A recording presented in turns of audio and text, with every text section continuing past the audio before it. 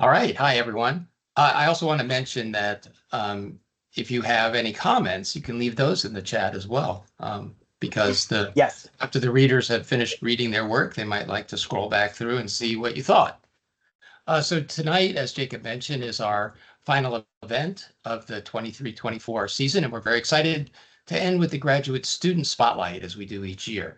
Our 6 graduate readers were selected by capstone and thesis instructors for their exceptional storytelling skills and high literary achievement, and we're excited to hear them read their work tonight. So a warm welcome, please, for Kori Elise Chamberlin and Katherine Hancock from the BA program, Geoff Campbell and Abigailrose Helwig from the MA program, and Miranda Denler and Scott Fazekas from the online MFA program.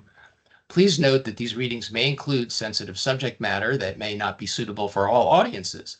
If at any time you feel overwhelmed, feel free to step away and return when you are willing or able to. Finally, as this is a creative writing celebration, please keep chat comments specific to craft and storytelling. A Q&A will follow the readings. And with that, I will turn it over to Jacob to introduce our first reader of the evening. All right. Thank you so much, Paul. I'm very honored to introduce our first graduate reader for the night, Kori Elise Chamberlin. Kori received her Bachelor of Arts in Creative Writing in English with highest honors this past May. She describes herself as a romantic old soul who enjoys collecting records and writing love letters. Kori has developed her unique craft by writing delicate pieces that read like lyrics of a love song.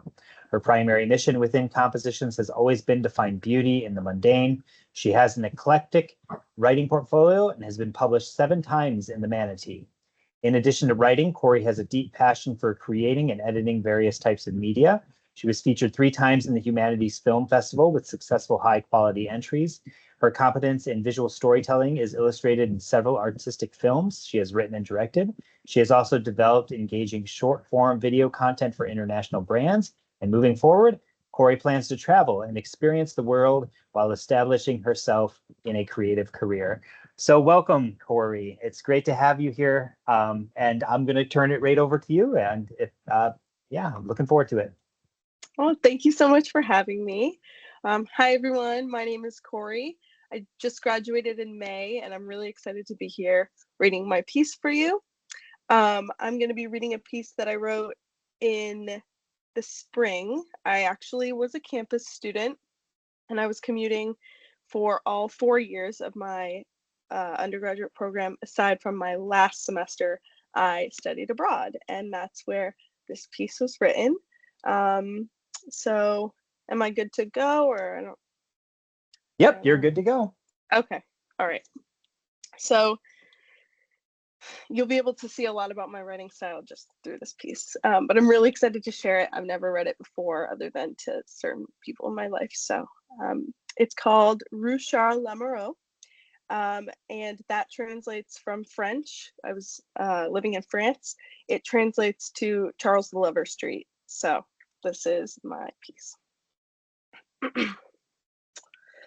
It always seemed to me that they were up late into the night.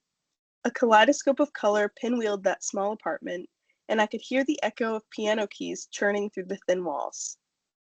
I would leave my window open for a better part of the day, which in turn invited in the muted waft of cigarette smoke as dusk approached. It would relinquish casually, only to reappear as the night stretched, the perfect alibi to my prior hypothesis. I didn't mind how that tobacco breeze drifted in from the window next door, because it often allowed me to hear a gentle conversation. The exchange was always between the same man and woman who I'd imagined belonged to their young 20s. The way they spoke to each other was like a song without instrumentation, something like poetry each time one addressed the other. They listened to the words melt off of each other's tongues, it seemed, from their momentary pauses for thought. She must have been beautiful, given the way he talked to her. And he must have been charming, because she would giggle, and a delicate eruption of smacking lips would follow, lulling the conversation to its gradual end. It was never my intention to eavesdrop. Most of their words were drowned by the riptide of street traffic anyways. They made love a few times a day, conductors of a sensual song that faintly passed through my living room wall. Sometimes it began as soon as they walked through the door. The acoustics of the building amplified her soft gasps just enough so that I almost felt part of this intimate moment. There were groans and there were cries, and sometimes they murmured each other's names, those of which I will not disclose in this retelling for the sake of their privacy. It was only once that this verbose intimacy bothered me enough to leave a note on their door. I let them know I could hear everything, in the kindest way I thought possible. A day came and went, and it was then that I noticed the note had been removed. That sultry song of sexual delight didn't play anymore, and I began to miss the subtle company that these perfect strangers provided me with. I learned she was visiting from the States through a reply placed on my door. Surprisingly, he had written back in remarkable calligraphy, very impressive for a young man his age. He apologized for the noise and said they would be more mindful of their surroundings. The letters bent and curved in all the right places. He must have known how to maneuver his pen in the same soothing way he knew how to take care of his woman. I wondered if he wrote her letters of love in that stunning, eloquent penmanship. I must admit, initially, I was surprised having felt another presence next door. For months on end, it had just been him. I had grown used to singing every now and then, and music that occasionally pulsed through the walls a bit too loud for my liking. But often, he was quiet. He was content in his own presence, confined by a sanctuary of shared walls. Every so often, this silence would collapse. When he did talk, I always wondered who it was that he spoke with. His voice had the buoyancy of a fluttering hummingbird. I now understood why some days his voice carried over a little louder, with utmost enthusiasm. It was his sunshine on the other line, sending him rays to bask in all the way here in the south of France. She warmed the space and his heart even over thousands of miles, I could tell. I just loved how her laugh complemented his existence. It had the vibrance of mirror balls and the glow of mid-June fireflies. Oh, how I loved the days he made her smile. I bet he sparkled like frost on a pond in the pool of her eyes, just based off of her dainty cheer. That type of laugh seemed like a special kind, a kind that could still come to the surface for air when drowned by a flood of tears. His love must be a gift for her to experience. This was apparent, even through my limited senses. The shower only rained once a day, from what I could tell, given the whirring pipes above. That shower always ran in the late morning, which paired accordingly with my presumption that the pair stretched their evenings long past midnight. I'd hear silly voices and television noises, and then they would wane to a hush. Sometimes they stirred in the early hours, when the sun was barely waking, which I could hear while I resettled into dreams from my armchair. Had they fallen asleep on the couch as well? Each weekend they would leave together. I enjoyed that when they left, it was together, not one without the other. I would hear the trickling sound of keys at the door, adjacent to mine, followed by a parade of footsteps murmuring down spiral stairs, etching their mark into dust-filled burgundy carpet. The days they were gone, it felt different in that building. Static silence came from the apartment, a complete juxtaposition to the fairy tale I was used to soaking up like olive oil taking to bread. In their absence, I would miss the way her heels clicked as she strode across old hardwood floors. I knew he would too. I thought about how lucky the strangers across the street were to witness their life through a window, not a wall, to view the scenes of their romance through silhouette, voyeurs to their tasteful film. Even with my limited access, I could tell when they would dance. It was in the certain way the floorboards creaked. I'd bet he held her close and nestled his head into the crook of her neck. I'd bet he longed for the fragrance of her shampooed hair and perfumed collarbone when she was away. I'd bet they looked elegant, backlit by pirouetting lamplight. Only a trained artist could come close to capturing their essence with brushstrokes. I'd bet he'd capture her through song, the songs I could hear him humming her through my little window. Then there came a time where I didn't hear their wine glasses clinking, the shower didn't sound at 11 a.m., and the melodic voices I once memorized were absent from my ears. I would open my window in hopes of catching that ashy aroma that usually took to the breeze, but it never arrived. There was no more soft panting in the hallway after hurrying up 5 stories with what smelled like takeout. No more scrambling feet traipsing over hardwood. No more squeals of joy. No more silly voices. And no more mirror ball laugh. Oh, how I missed her mirror ball laugh, and how he was the one to provoke it. I glanced toward the wilting mimosas on my dining table and thought about the rays of sunshine she used to send him.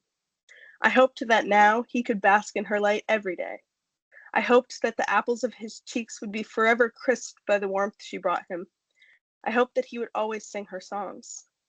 I hoped they might send me a letter in that beautiful handwriting, but shortly realized they knew nothing but my name. Yet I knew them. I knew their love. I knew their patience, and I knew their empathy. I knew they belonged with one another, wherever that might be in the world. Flowers cannot grow without their sunshine, and sunny days aren't rewarding without the rain.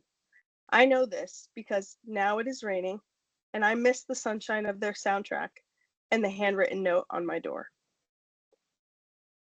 Thank you. Wonderful work, Kori. This is beautiful.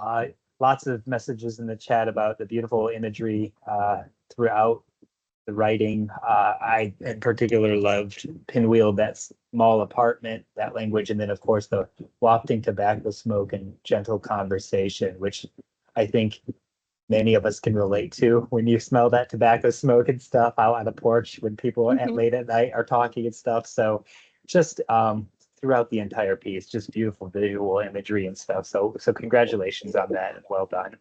Thank you. You're welcome. I'm going to go ahead. We'll save some questions for the end and stuff. I'm going to go ahead and move on to our next reader for now, and Paul's going to introduce that one.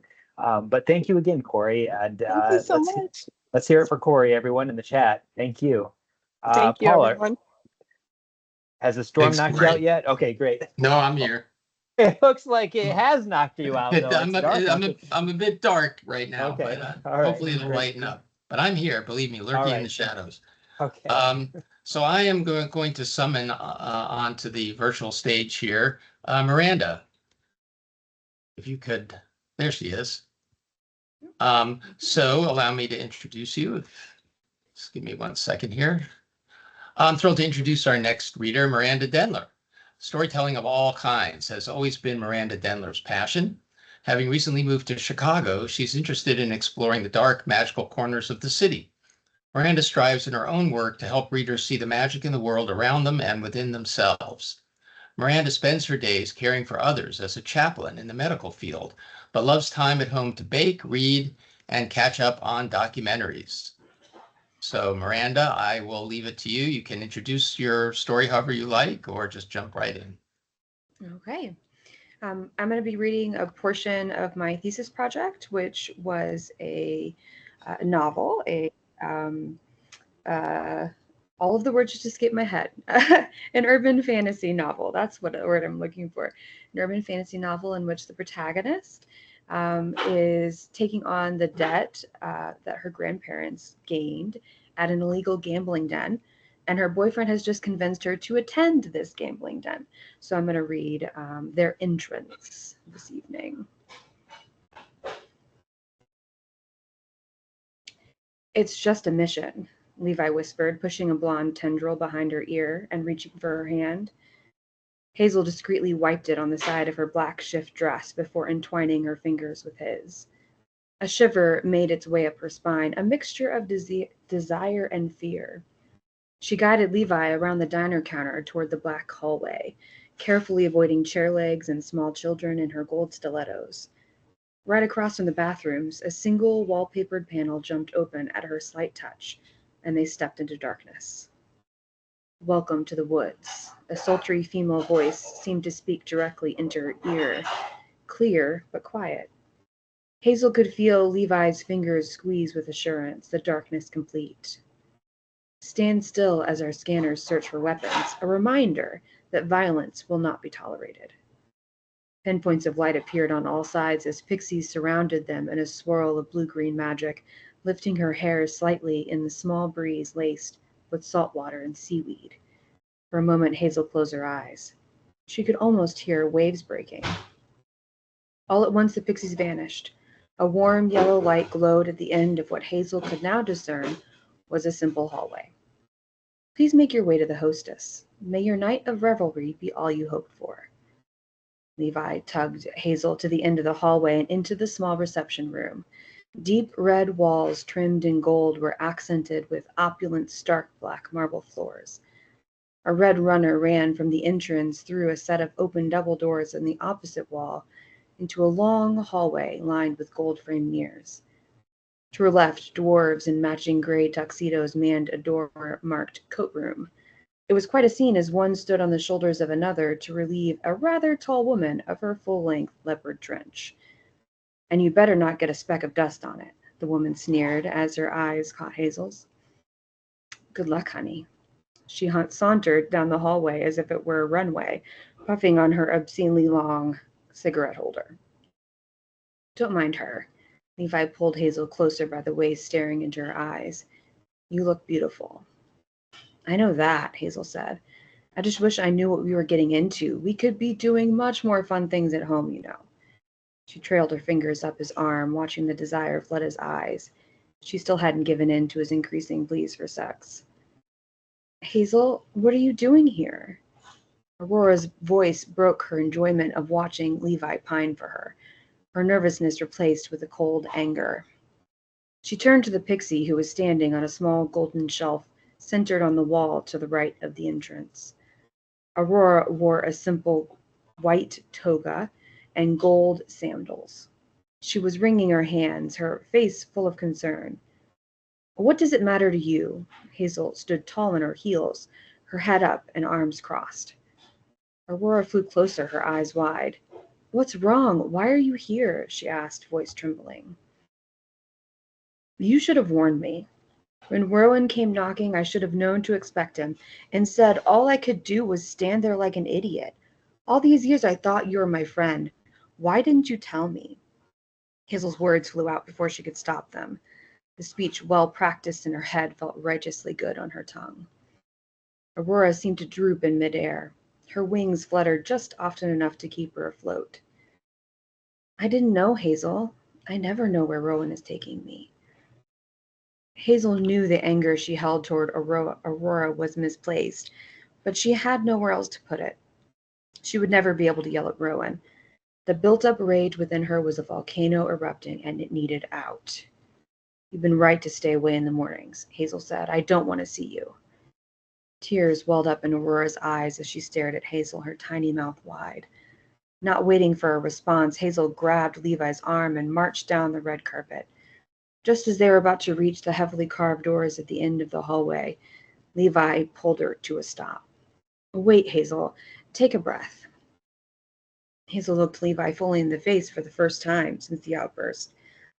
Something lurked behind his calm expression that Hazel felt was suspiciously close to anger. "God, you're sexy when you yell." Levi brought Hazel in for a kiss, his hands sliding down her shoulders and resting on her wrists. Just as Hazel relaxed into the moment, choosing to forget the pixie, his grip tightened, and sharp pain ran up her arms. But Levi's lips were close to her ears, an intimate position if Hazel hadn't been struggling with Levi to release her wrists. "You seem to have forgotten your manners in public. You're mine. Act like it." A rush of fear flooded Hazel's body, turning her limbs numb. She stopped struggling as it wasn't doing any good. "Levi," Hazel ground out, "you're hurting me." He instantly released her wrists and swung an arm around her waist, pulling her toward the doors. "Sorry, love." He gave her a warm smile. "Sometimes I forget my own strength."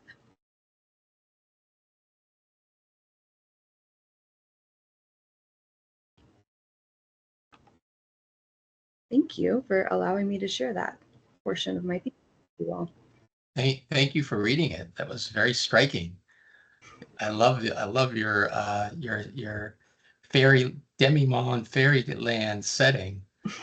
And Levi seems like there's more going on there than Oh yeah. does he turn out to be a bad guy? Yes, absolutely. Yeah, you definitely are foreshadowing it there, but your main character is so appealing. Mm. And I love the relationship I was sad that that she seemed to be on the outs with Aurora. I don't know anything about these characters, of course, but I'm hoping they mend their friendship at some point. Yeah. We'll have to see. All right. All right. Well, thank you very much. I'm going to turn it back over to Jacob for our next reader. Excellent. Thank you so much, Miranda. So our next reader is Geoff Campbell.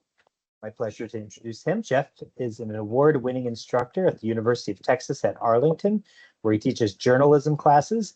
He wrote a chapter on attribution that appears in Writing for Media Audiences, a handbook for multi-platform news, advertising, and public relations, which was published by Kendall Hunt. In addition, he wrote 7 nonfiction books and has extensive professional writing experience that includes work for weekly newsletters, daily newspapers, magazines, and a wire service. He served as writer for Before the Calm, How My Mistakes Unearthed the Real Me, published in 2017 by Writers of the Round Table Press. He worked in Washington for nearly 10 years, covering Congress, the executive branch, the U.S. Supreme Court, and municipal finance. Geoff also wrote for the internal strategic publications of the Global Eye Care Company and served as a senior writer for a public relations firm where he specialized in articles, blog entries, and literature pieces. Geoff earned the College of Liberal Arts Outstanding Teacher Award for faculty outside the tenure stream in fall 2023. Congratulations. He also received the Outstanding Adjunct Teacher Award for the UT Arlington College of Liberal Arts in both 2013 and 2011. He is currently working on a book manuscript that explores his mother's experience of unjust incarceration during World War II for the crime of ancestry. In 2023, he earned a Master of Arts degree in English and Creative Writing with a concentration in nonfiction from Southern New Hampshire University. He also holds a Bachelor of Journalism degree from the University of Missouri. Whew. Welcome, Geoff. That's quite an extensive list there. Congratulations on the award. That's amazing. Well done. Yeah, so I'm going to go ahead and turn it over to you and yeah, take it away. Okay, well, thank you, Jacob. As Jacob mentioned, I am working on to complete a manuscript that explores my mom's experience of unjust incarceration during World War II because of her Japanese ancestry. She was just 6 years old at the time, and she never liked talking about it as an adult. And so that now that she's gone, I've tried to unearth that story and see what it might have to say for us today. And this excerpt that I'm about to read to you is based on my second of 3 trips to Sacramento, where Mom was born and her parents made a living with a truck farm. Vendors offered sample slices of fuzzy, sweet, juicy peaches while customers admired brilliant red strawberries the size of plums. Shiny, plump tomatoes the color of a fire truck nestled near bunches of orange and yellow carrots. Artisan sourdough boules threatened to overflow display tables. Tendrils of smoke wafted above food trucks, filling the air with the aroma of promise and grilling meat. A steady hum of conversation hung in the hot, humid air. The downtown Sac Farmers Market on the Capitol Mall was in full swing, a regular Wednesday event from mid-June to late September, attracting aging Sacramento hippies, government workers, hipsters, and people like my wife and me. We did a lap around the market to see all that was available, walking down Capitol Avenue toward the Golden Tower Bridge, a vertical lift bridge that spans the Sacramento River. My first visit to Sacramento proved fruitful, allowing me to discover the rough location of Grandpa and Grandma's farm and the site of the hospital where Mom entered the world. But I still had unanswered questions about the lives they led prior to their forced relocation, so I returned in August 2022 to see what I could learn. This time I brought my wife and we made a little vacation of the venture. Though Grandpa would not recognize the Capitol Mall area, Tower Bridge would have been a familiar sight for him. It was dedicated December 15, 1935, 3 days before Mom was born at nearby Sutter Hospital. He would have been at home amid the fresh produce, too. As a Sacramento truck farmer working 11 acres, Grandpa specialized in tomatoes, cantaloupes, and string beans. It's highly likely he would have sold most of his harvest in this area because the Capitol Mall, a late 1950s, early 1960s redevelopment project, destroyed what was once the nation's 4th largest Japantown. The bustling ethnic enclave would have carried a steady buzz of conversations in Japanese, mixed with heady aromas curling out of restaurants, while grocers created explosions of color with their street-side displays of the fruits and vegetables grown by area Japanese farmers.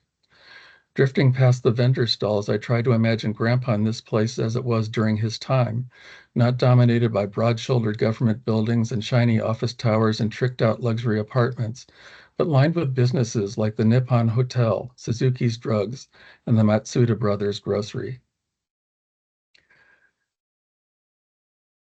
Grandpa pulls up to the curb in a dusty black pickup truck laden with produce-filled wood crates. The truck engine stutters to a stop while the bed groans under its load. Konnichiwa, he says to a pedestrian as he begins unloading his crates. Hello.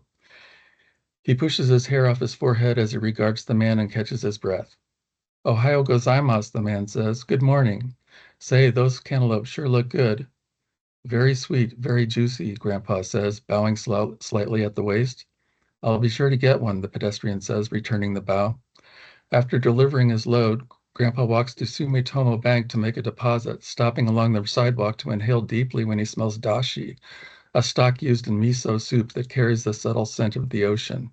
For Grandpa, it was the smell of home and of the sea that brought him to his new home in America.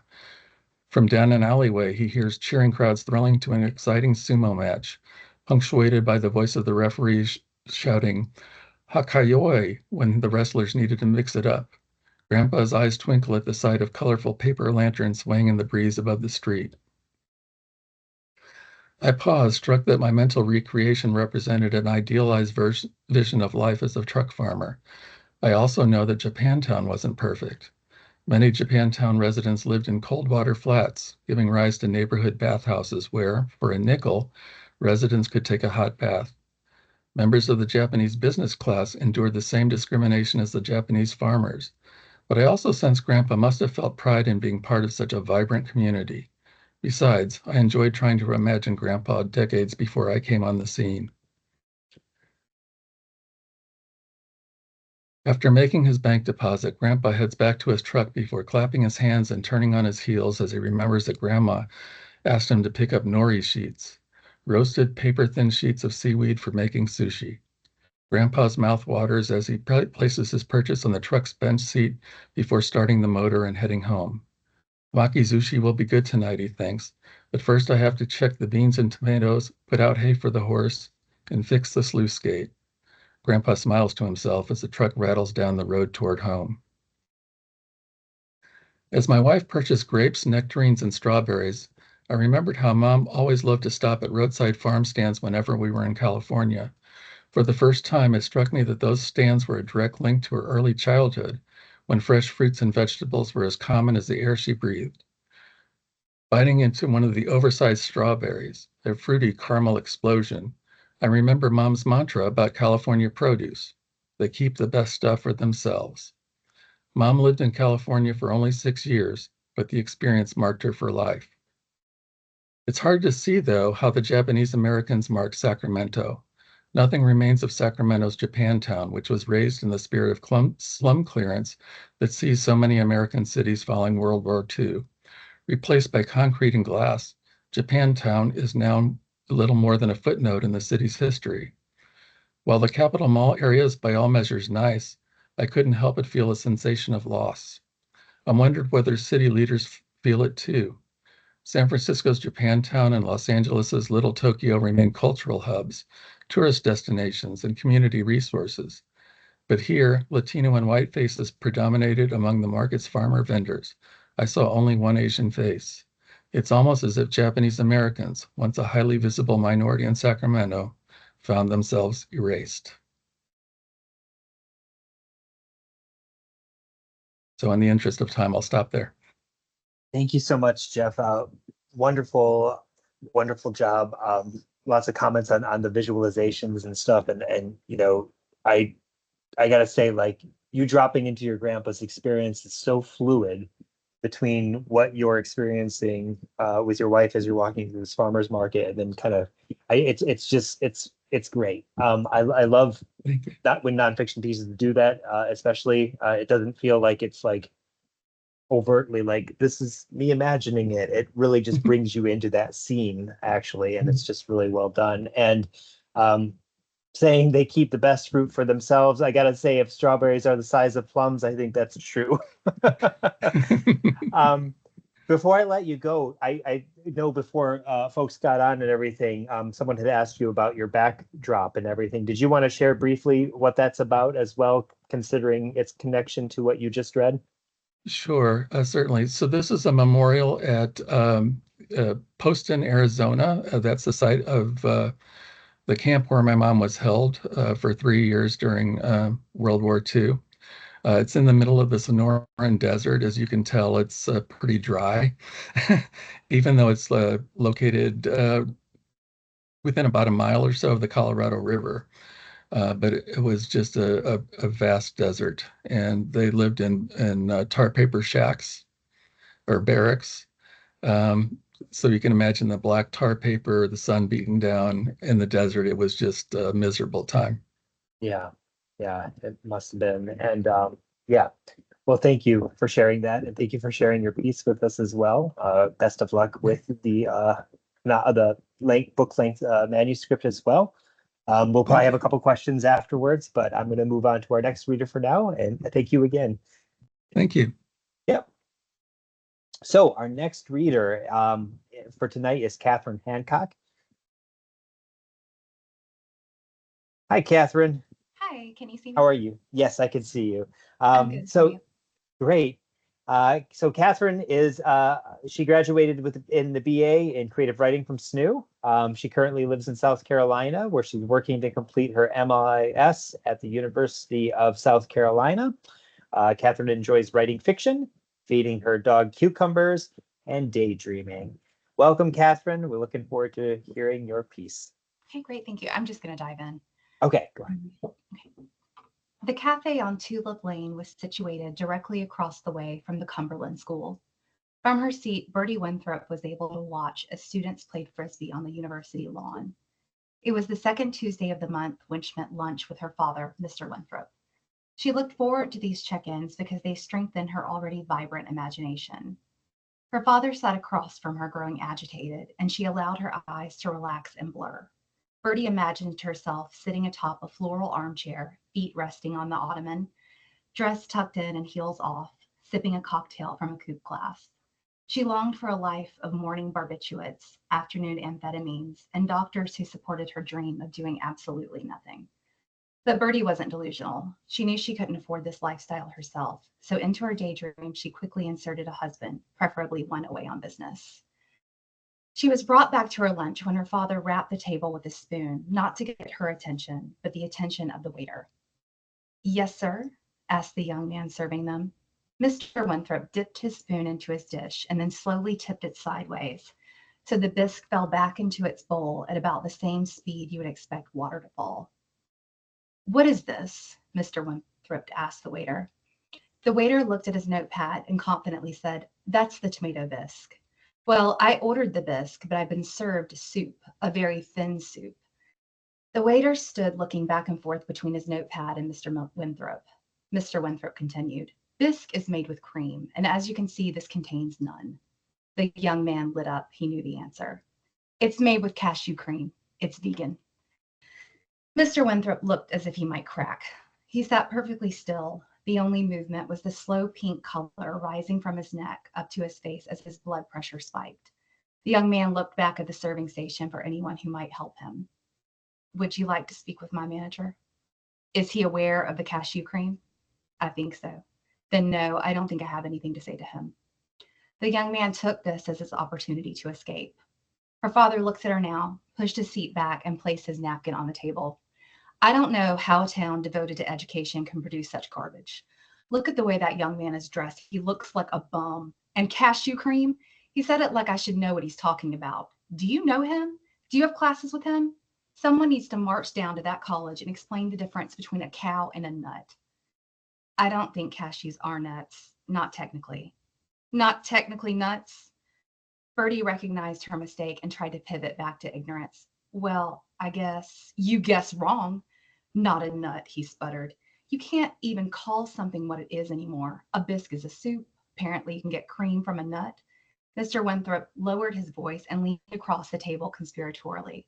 I mean, sometimes I don't even know if I'm talking to a man or a woman. Hell, they might identify as a cat or a dog for all I know. He looked surprised and then pleased that he had come up with such an excellent example. You don't think you'd know if you were talking to a cat? Not even Watson? Watson had been the Winthrop's cat for almost 21 years, and he was barely tolerated by Bertie's father on account of Watson's unprovoked biting. But he was adored by Mrs. Winthrop, and when Bertie's mother decided she loved something, no matter how unlovable, she stayed with it. Bertie credits this for her parents' long marriage. Of course, I know Watson's a cat, don't get smart. The point is, it all starts at home, Bernadette. You don't hear me going on about nonsense, and you know why? Because I was raised right. Bertie's father went on and on to say that's why he, Mr. Winthrop, and her mother, Mrs. Winthrop, had entrusted Bertie's education to the ladies at the First Baptist Church. And they had been right. Look at her now, a young lady who is about to graduate with a degree in physical education. A fine choice. Bertie nodded, not so much in agreement, but in acknowledgement that she heard him. Glancing up to the window again, Bertie watched a man walking across the grounds. He was tall, broad, beak-nosed, and appeared to be wearing a clerical collar, though nothing about him looked holy. Quite the opposite. He looked like he was up to something, and Bertie was tired of not being up to something. Thank you. I gotta say, I'm glad I'm on mute because I laughed so hard when you read the line, someone needs to march down to that campus and explain the difference between a cow and a nut. And I love the debate on whether or not a cashew is a nut. I think we all have met a Mr. Winthrop at one point in our life or not, maybe overheard it in a restaurant or something as well. You captured these characters beautifully. The dialogue was wonderful. Lots of fans in the chat. So thank you so much for sharing, Katherine. Thank you. I'm going to move on to the next reader so we can have some time at the end for a Q&A for all of our readers for tonight. So Paul will be introducing this one if the weather hasn't got him. Nope. All right, still there. All right. Excellent. All right, it's my pleasure to introduce the next MFA reader for the night, Scott Fazekas. S.J. Fazekas is the author of Gaius Trebonius, a soon-to-be self-published Roman historical fiction novel. His previous publications include several short fantasy stories that appeared in now-defunct webzines and 3 honorable mentions in the Writers of the Future contest. He lives mostly in his head, but when in the present, he finds himself in Maryland, where he works as a civil servant in the federal government. He's written speeches for CEOs and undersecretaries, saw combat as a Marine officer, section hiked parts of the Appalachian Trail, and lived and worked for 2 years in Afghanistan. He is husband to a stellar financial advisor and marathoner who also happens to be drop-dead gorgeous. They share their home with 3 rescued cats and a startlingly intelligent lab. Their 2 children are grown and live in Europe. He still occasionally wonders if he was born 2,000 years too late. But when he remembers things like antibiotics, central air, and flush toilets, he realizes this is a pretty good time to be alive. So, Scott, thank you so much for being with us. I should also mention I'm very proud to have this honor of introducing Scott because he was a student of mine a long time ago at the beginning of his MFA journey. And with that, Scott, I'll turn it over to you. Thanks very much, Professor Whitcover. I'm very, very pleased to be here with all of you. I have to say that I have some very, very tough acts to follow. There's been brilliant writing read to us so far. I'll be reading the editor's note and introduction to my novel, Gaius Trebonius. Heads up that this is going to be quite different from what you've heard so far, and there is some adult language. Editor's note. This English translation of the recently discovered memoirs of the Roman knight Gaius Trebonius has been lightly edited for the modern reader. Certain Roman idioms have been changed to more modern English. In some cases, modern names for locations and cities have been used, while others have been kept where comprehension is not affected. For example, Massilia, Marseille, has been retained, while Gallia Cisalpina, or northern Italy, has been changed. Dates and measures of distance and time have been converted to contemporary usage. Introduction. It's a hellish thing, realizing at the tender age of 23 that you're going to die. But that's what came to me as I watched the hideous Germans massing below the hill to attack. There were at least 1,000 of the monsters, strapping huge warriors, all carrying wicked swords the length of my leg. I had faced them before, but only from a relatively safe distance as a commander of Exploratories cavalry. Yet now I was on foot just 100 yards away, with 3 understrength centuries from a newly reorganized legion and an equal number of useless non-combatants. Our foraging mission had gone to shit at the unexpected arrival of the Germans, and now they were between us and the safety of the 14th Legion's camp, a half-mile beyond the straggling Belgian village of Aduatuca. That old warhorse centurion, Lucius Vorenus, who had been with me in the 10th Legion in my very first action in Gaul, was whacking legionaries and non-combatants alike with his Vitus Vinewood rod and bellowing orders. In the midst of all this chaos, all I could do was stare at the damned Germans and think, well, Gaius, my lad, this is what comes of a life of diddling patrician beauties and sucking up the senior officers, getting chopped to bits by cannibal barbarians. Apart from the mind-numbing fear I usually felt in battle, I also felt it very unfair that 5 years of campaigning with Caesar in Gaul was going to end like this. The Germans began clashing their swords against their shields and making that horrible deep droning noise in their throats. That always scared the shit out of me. Right, the bastards will be coming soon enough, shouted Vorenus from my elbow. I looked over at him and saw the idiot was positively grinning. But some of the lads thought to wait here and make them come to us. Glancing behind me, I saw he'd gotten the legionaries in a tight triangular formation, pointed downhill at the Germans, with the 2 of us standing at the very forward tip. The non-combatants, quiet now and staring with wide eyes, were clumped up in the center. He absolutely wanted to charge the Germans. I started to tell him he was out of his damned mind, but before I could, he shouted loud enough for all to hear. But I told these fuckers that Gaius Trebonius would rather wipe asses in Hades than wait. I told him he'd want to break right through these guys. Before I could disabuse him of that ridiculous idea and tell him that I'd rather wash prostitutes' asses in the worst brothel in the shittiest little town in all Gaul than charge into the blasted Germans, he absolutely turned to the legionaries and roared, "Now, you assholes, I've got a real officer to lead you. Trebonius here will go right through them like he done at Bibracte and Vesantia." Little did Vorenus know that what I'd done at those great victories was purely by accident, the result of running away to try to keep my own skin whole. The legionaries cheered and began chanting, "Trebonius, Trebonius," and that grinning fool Vorenus stepped back a pace, leaving me at the very point of the formation. I stared at the legionaries in shock, and back to the Germans, who had worked themselves up into quite a frenzy by now. Well, I thought, fuck me. And at this point, the first endnote of the book is here, and I'll read that very briefly.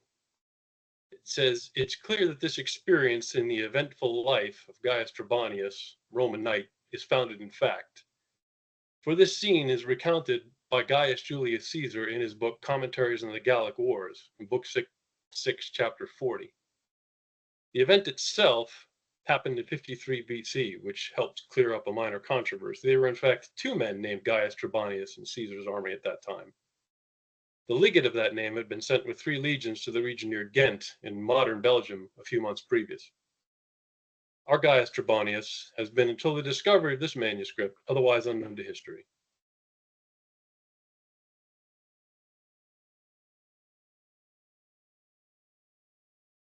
Thanks so much for that. Hearing you read that just reminded me of why I loved it so much. You really have managed to create a convincing portrayal of a time 2,000 years ago, and yet you've done so through the eyes of a main character who sounds completely contemporary, and yet that doesn't feel out of place in that setting. How did you manage this magic? It's really hard to say. I find that I was actually very surprised at what Gaius did and said as I wrote the book. Well, I guess if like I think it was Robert Frost said, no surprise in the writer, no surprise in the reader. I suppose. But So thank you it all was very much. just delightful to hear. Thank you so much. And I'm going to pass it back over to Jacob for our last reader of the night. All right, thank you, Paul. So yes, we are at our last reader for the night, and it's my pleasure to welcome her, Abigailrose Helwig. Abigailrose Helwig was born and raised in the haunted lands of Wisconsin, spending most of her childhood romping through ghoulish woods, daydreaming stories at the breakfast table, or burying herself in a Harry Potter book. She received a bachelor's degree from the University of Wisconsin-La Crosse in sociology, and then quickly realized she had no idea what she was doing. It was her dream to be a writer, and at this point she had developed a modest crush on Stephen King, but she needed a way to support herself and her dream. She returned to school and received an associate's degree in cardiovascular technology from the Milwaukee Area Technical School, or Technical College, sorry. With it, she secured a good job, not minding the blood one bit, but knew it was now or never. With the support of her husband, she pursued a master's in English and creative writing from Southern New Hampshire University and celebrated with her fellow classmates at the spring commencement ceremony this May. Today, Abigailrose spends most mornings sipping tea and writing little nightmares, pretending student loans do not exist. I can definitely see the, having a modest crush on Stephen King here a little bit, even in the bio, Abigailrose. So wonderful. Yeah, he's he's great. Yeah, it's pretty amazing. Yep. Well, welcome. I'm going to go ahead and turn it over to you so you can read your piece, and then we'll have some time at the end for Q&A for everyone. All right, sounds good. Well, as you all heard in the bio, I love Stephen King, and so I write horror. This is the beginning of a short story I submitted for my thesis, and I'm just going to jump into it. It's kind of weird. They could smell the salt on the midnight breeze, even being so far inland. It was bitter and gritty, but the two siblings seemed not to mind as they lounged on pillows of rosy silk in the courtyard of their home. The stars hung low above them with stringy clouds whispering through the night air like silver-scaled dragons. This was routine for the general and his sister, relishing in the contemplative silence of moonlight. He would smoke and read reports, and she would hum and finger ancient texts, and both would speak gently to one another. "A daughter was born today," said Hecate. With long, spidery fingers, she closed the book she had been examining and turned her blind, milky eyes towards her brother. "How many so far?" asked General Takai. 11. "So few," he exhaled. 3 mothers retired during winter. "And the replacements?" "Only 1, but she has not bled yet." "Last year we had 28, the year before 36, and 39 before that. Soon, no daughters will be born. I'll have to send word to the fatherland, perhaps request for more stock." "Patience, brother. There is still plenty of year left, and 4 of our mothers are pregnant and healthy. Our numbers may grow yet. And what of your sight? What of our future have you seen?" "Do you seek a vision?" There was something underwater to her tone. "Yes." Hecate rose to her feet and drifted to a fountain with a towering marble lotus and dipped her witch hands into the temperate liquid. A brave koi swam to suckle her finger, but she removed it before it could. She touched her damp finger to her forehead and trailed it down the bridge of her nose and across her snake-like lips. With open palms, she raised her hands and tilted her face to the moon, her eyes reflecting the ethereal light of the full lunar body. "Show me," she whispered, and her back snapped backwards and her fingers curled like withering roots. Wind crashed into the courtyard, no longer pregnant with salt, but rather a horrible, rotting stench. Hecate's albino robes fluttered around her, and the wisping cloud dragons began to circle the moon until they devoured their own tails, a perfect halo. General Takai watched without alarm, bringing his pipe to his stoic mouth. His sister's ritual was a common sight for him, especially in the late, dark hours. A gasp escaped Hecate as she stretched her neck further, cracking and locked reversed eyes with her brother. Her left arm shifted and jerked along her body, then extended with a violent flail to the west. "Tell me what was," whispered the general, his voice eaten by the wind. "A birth," she sang in a high-pitched voice, similar to the one she possessed as a child. General Takai drew in his pipe. "Tell me what is," he smoked. Hecate's arms went limp, then collapsed to the ground, and for a moment she looked to be a pile of pale bones and black hair. Then she reached out, and her horrible fingers clawed into the tile, leaving little arteries of cracks as she dragged her twisted form forward.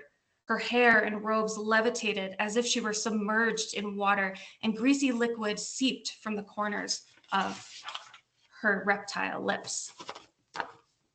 Inches from her brother's face, her jaw unlocked, and a stream of putrid water poured onto his robes.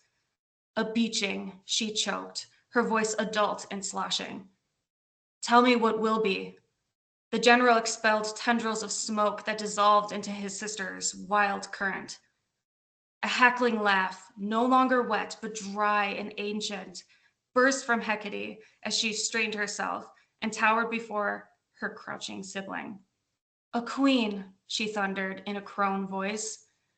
A torrent of rotten wind swarmed and with a pop died and left the courtyard sterile and their ears ringing. Hecate swayed, a loose smile stretched across her narrow face.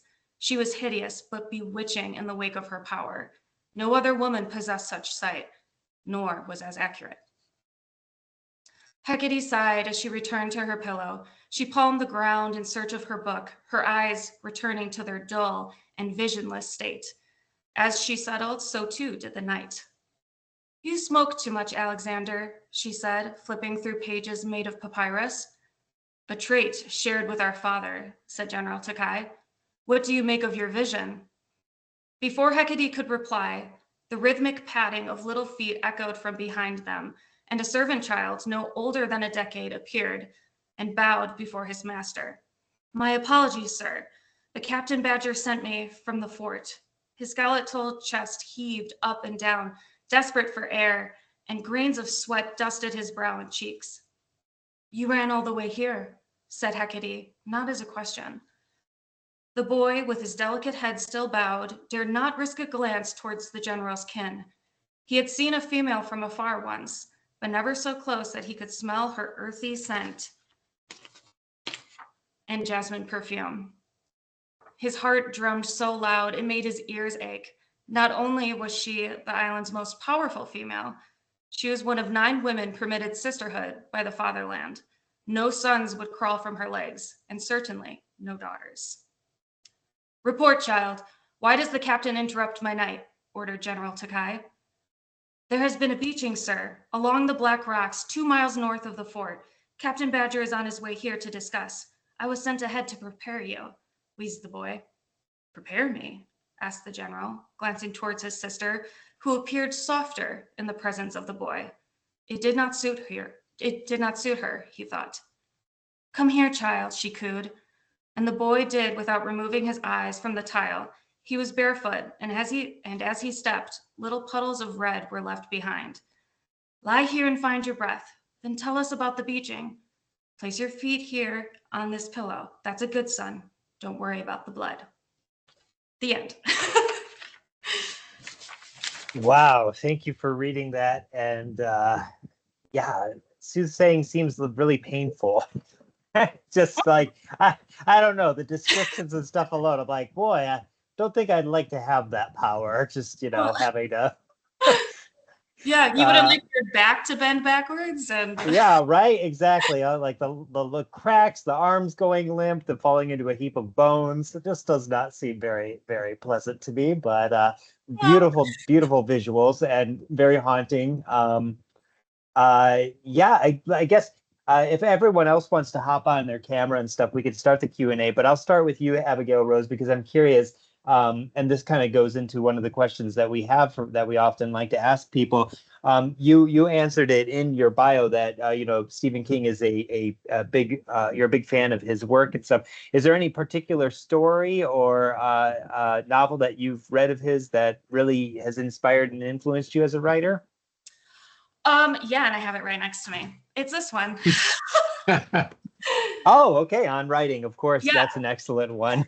That book that changed me as a writer, honestly. I mean, the first one I read of his was It.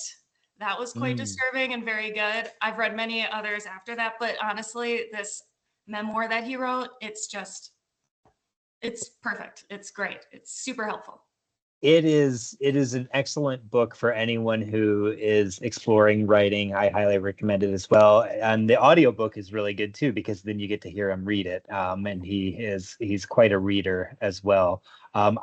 Every Halloween I want to pick up it, but then I'm like, I don't have time to read 800 pages of this, and I should, but It's so yes, long. it is very long. My first one of his was Misery, which is a good one to start with, I gotta say. Misery is an excellent book as well. So, well, thank you, Abigailrose. Again, wonderful work with that story. Paul, I'm going to kick it over to you to ask a question to one of our others. And then maybe we can do a round robin even as well, and just kind of get a couple of answers at the same time and stuff too. Yeah, absolutely. I guess what I'd like to do is ask Miranda more or less the same question. What books or writers have inspired you in your writing? Particularly in urban fantasy, I really started to kind of feel my place in it when I started reading Sarah J. Maas's most recent series. And I think that's just kind of grown into like this feeling of there's a space between young and, full adult that I think, continues to need exploring. And I'm really enjoying exploring that as someone who's kind of coming out the other side of it. So is that like the new adult space? Yeah, sure. Yeah. It's interesting that you mentioned Sarah J. Maas's most recent work, because listening to you read, it seemed as though you were someone who was in command of their voice and their instrument. It seems like you didn't need Sarah J. Maas to influence you. You already had that, but maybe she showed you where your place was in the genre. Yeah, I think you're probably right in that way. So let's move on. Let's keep at this question going, because I'm kind of curious about everyone's inspirations and stuff, just because of how diverse the readings were tonight and everything like that. And I know we're getting close to time, but we can go over a couple minutes if that's okay with everyone on the call and everything, because I'd love to hear two things that I'm most interested in is what inspired you or who inspires you as writers, and then I'll ask the next question after that. But let's jump over to Geoff. What writers have inspired you? I mean, you are a journalist. You teach journalism. Is there a specific what nonfiction writer or journalist has really inspired you to explore your writing? I would say Joan Didion and Susan Orlean. I just love the way that they are so attentive and they stack details that create these really rich environments and really pull you in. And I kind of liked Didion's early new journalism work.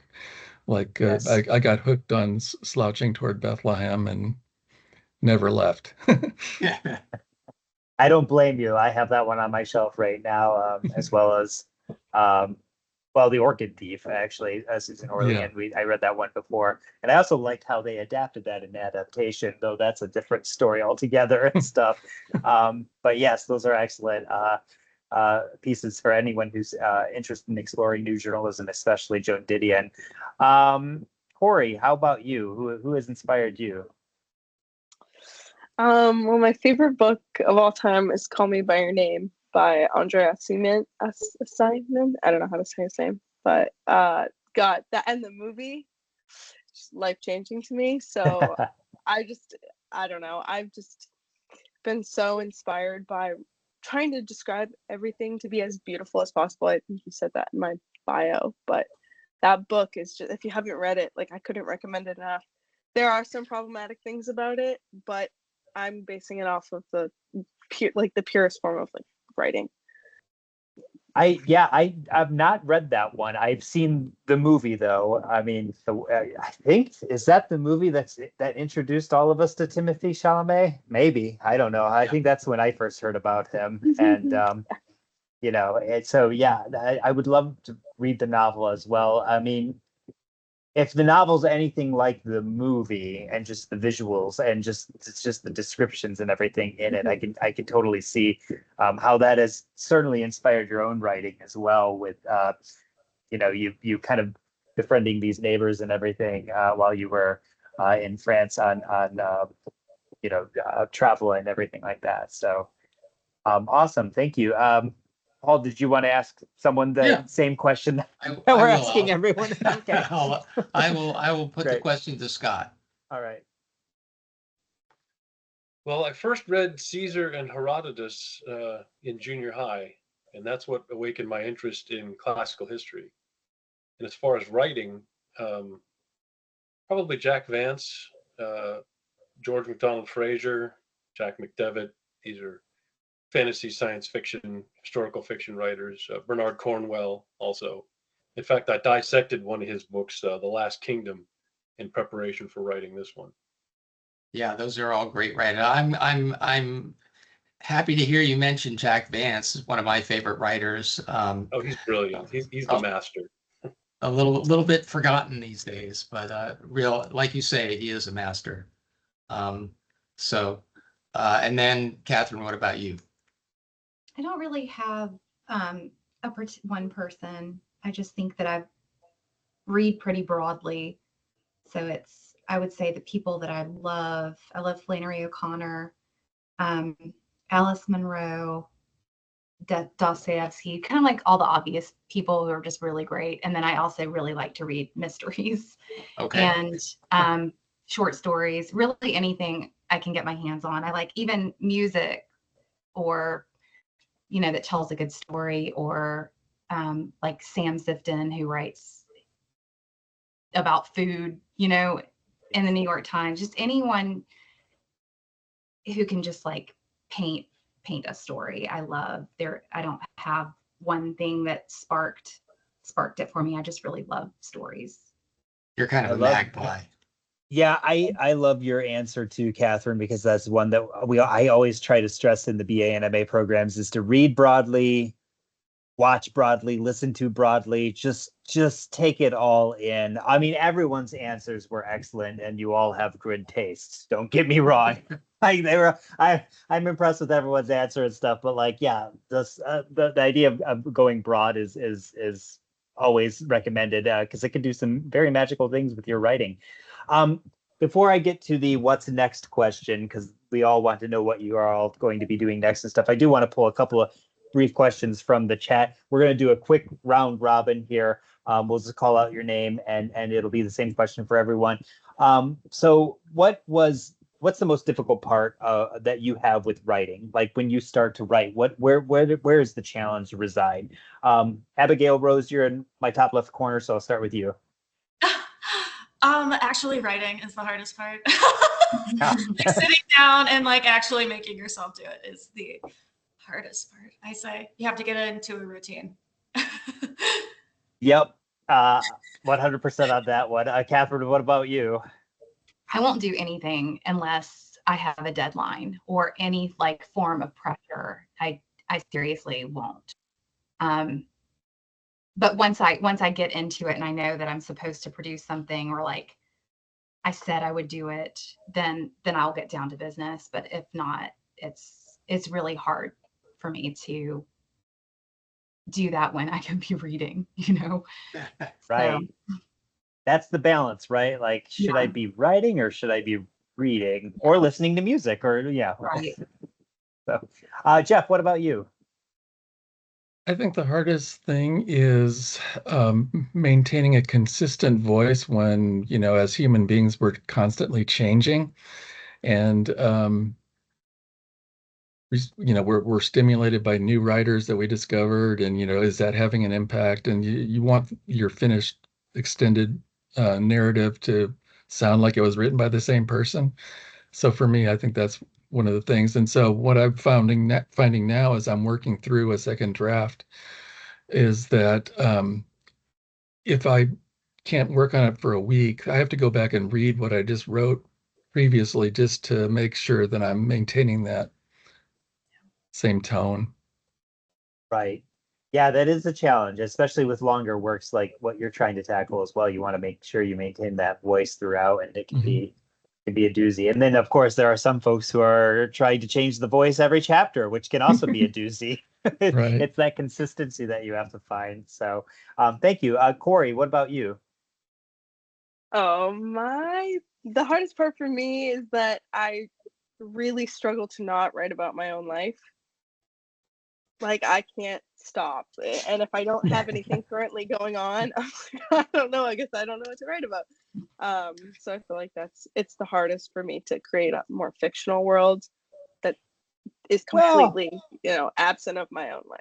I know I that, I don't know. I mean, I know that we have the fiction and nonfiction sections and stuff in libraries and bookstores and everywhere else, right? But I mean, there's a lot of fiction out there that's nonfiction. yeah, Once you start reading into yeah, the author's bio, you're yeah, like, wait a minute, this isn't made up. This actually happened to you. yeah. So I think that's okay. I think it's allowed. So, well, thank you, Miranda. What about you? I think my hardest part is remembering to stick with the characterization. I get caught up in the action and the dialogue, and so most of my rewrites are going back and being like, "Oh, I forgot to like say what she's wearing," which is kind of a big deal when your main character is a fashionista, right? So like that was kind of my biggest struggle, at least with this particular novel, was making sure that I was consistent with it throughout the whole thing.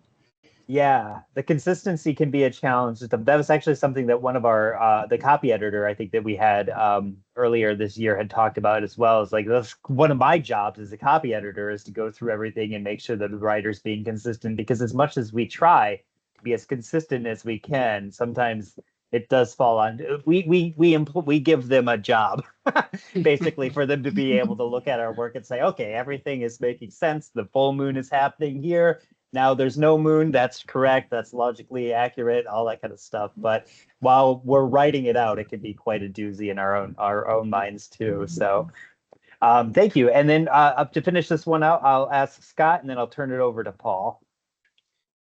For me, it's the research part, and maybe not for the reasons you may think. I'm such a history geek.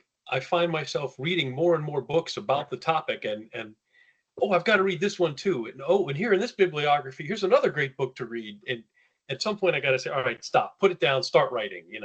You've got enough, move on. Right, right. Yeah, so I mean, all these answers, I mean, they're all great. And I think they're all good points of advice that everyone can follow. Make sure you're balancing the reading, writing, setting that deadline, getting your butt in the chair to write in the first place, keeping that voice consistent, characterization consistent, and be a little forgiving when you're writing about yourself as well. But of course, when you're trying to make up those fictional narratives and stuff, maybe I always like those prompts that you can buy. Like they're at every bookstore, right? Like 1,001 creative writing prompts and stuff. That's what I often have to fall back on if I'm not writing about my own life and stuff as well. So thank you for sharing all of those. Paul, should we ask one more question from the chat and then ask the what are you doing next? I think we should. I think we have to go right to the what are we doing next, unfortunately. Okay. Oh yeah, it's late, isn't it? Okay. Well, what are y'all doing next? And this time we'll go in back in the reverse order that we just went in. So there we go. Assuming that we can remember that. So, but I know we start with Scott. Thanks all. Great pleasure to be with you all this evening. So thanks again for the opportunity. Right now I'm working with an editor to finalize my book, and I'm going to look at self-publishing. But Professor Whitcover, you've given me some inspiration. I will try a few more author or agent pitches and see if we can get a traditional publishing deal out of it. So we'll keep working on that. And I'm also researching the second book. So all right. Well, keep me looped in as you do that. Will do. Thank you. Yep. Miranda. Well, I am currently 9 months pregnant, so the first thing I'm doing is having a baby. And then after that, I also plan to self-publish this series, and I would like to complete the series before I begin self-publishing. So this is the first in the series, so I have a little ways to go before I'm ready to kind of put it out there. But that's what's coming next for me. Very exciting. Congratulations. Thank you. Kori. Well, I did just graduate, so it's a little bit stressful. Trying to find a job, and doing something that I love, whether it be writing or videography. But as far as my writing goes, I don't necessarily have plans to publish. If the opportunity approaches, I will, but I really just like writing for myself, writing for people I love. And if I find a way to share my work, or if people just want to read it, I'd be more than happy to let people read. But Well, I think I think you can tell if you go through the chat that your writing had quite a positive reception, and I feel like you definitely should explore pursuing it on some level as a career. I hope you will. Thank you. Fate will lead you in that direction. I hope so. Yes, so I want to finish my second draft, and after that, I'll distribute it to trusted readers, including my wife, and then get their feedback. And then meanwhile, start looking for agents, because I would like to try the traditional route if I can. But most immediately next month, I'm going to Japan for the first time, so I'll be able to visit the cities where my grandparents were from. So, oh wow! And is really excited. Will that play a part in your book? It might, depending on what I encounter. I think, yeah. Maybe it's like an afterword or something. That's just what I was thinking. Yep. Very cool. Wonderful. Katherine. I am in graduate school right now, so I'm going to do that and try to get done as quickly as possible because I really don't like school. So, I love learning, of course, but I'll be happy to not be doing that anymore. And then I don't know. I've thought about an MFA, but I'll probably just keep piddling around. We'll see. Well, since I happen to be in charge of one, I certainly would invite you to apply if that. Thank you. I have thought about it. I have. Well, you can always reach out to me if you have any questions about it. Thank you. I wish you the best of luck, though. Thank you. Wonderful work. Abigailrose, what about you? Well, I would love to get published, but I just got a pile of rejection letters from sending out all my little horror short stories here and there. So I'm just going to keep writing and sending them out and getting rejected. And then I just began research for the book I want to start. It should be started around fall, winter of this year. I got really hooked on the goddess Juno, which I think Scott should know about because that's a Roman goddess. And I love her story. And I think she's this crazy trickster goddess. And I just want to write something crazy and creepy about her. That's awesome. Well, Stephen King amassed his share of rejections as well. I was just gonna say, he had a spear or something. Yeah, he kept him on a nail on his wall until the weight of the rejections collapsed the nail. Yeah. So you're following in his footsteps there as well. He's an inspiration for all of us. Yes, exactly. I don't think he gets rejected very much anymore, but I could be wrong. Probably not. Well, geez, every year this pops up. It's I really wish we could go on longer because it's just wonderful hearing from all of you. Not only your stories, which were all they were all just great, all of them, and they were again so diverse and offered so many different perspectives and just beautiful imagery throughout. And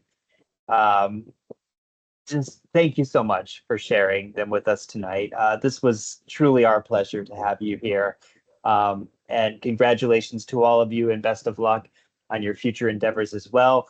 Please do keep in touch and let us know how things turn out and everything. We always love hearing from you. But yeah, this was a wonderful time. With that, I'm going to go ahead and just give some housekeeping cleanup things real quick. And so like I said, everyone, for the audience and stuff, at the beginning of the night, I mentioned that this is our last word for word reading for the academic year.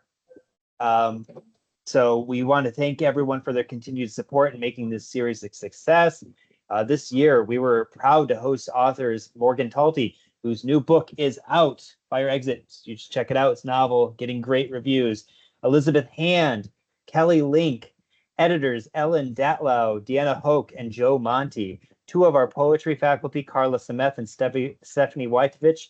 The former president of SNHU, Paul LeBlanc, came and talked to us. We had the Penman Review Fall Fiction finalists, and of course, tonight, our exceptional graduates from our BA, MA, and online MFA creative writing programs. Each of our readers and guests have offered deeply engaging works and conversations on creative writing and publishing, and we're very thankful for the opportunity. For other word-for-word events, please be sure to visit our YouTube playlist channel. This event will also be available on the channel soon, so stay tuned. And just again, best of luck to our graduates, Kori, Miranda, Geoff, Katherine, Scott, and Abigailrose in their future endeavors. Thank you all so much, and we look forward to seeing everyone else in the fall. Thanks Take so care, much. everyone. Thank you. Thank you all. Thank Best you. of luck to everyone. Bye. Best of luck. Take care. Bye.